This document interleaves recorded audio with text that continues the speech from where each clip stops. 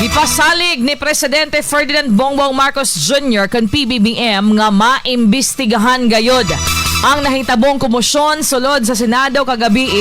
Human dunay nahitabong tensyon gumikan dunay nagpaboto sulod mismo sa Senado tungod sa posibleng pag-aresto kang Senador Ronald Bato de la Rosa.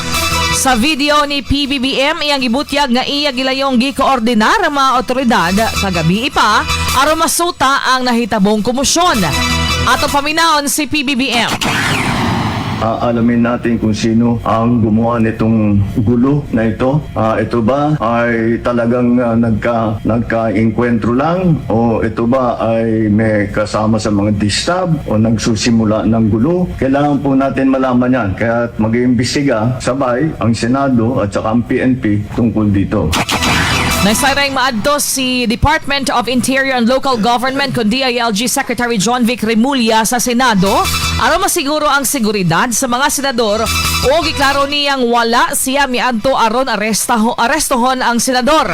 Nanawagan usab na si Presidente Marcos sa katauhan nga magpabiling kalmado ug uya usab nga gipaniguro nga imbestigahan ang maong panghitabo.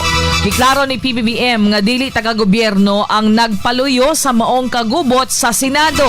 Atong balikan ang tingog ni PBBM.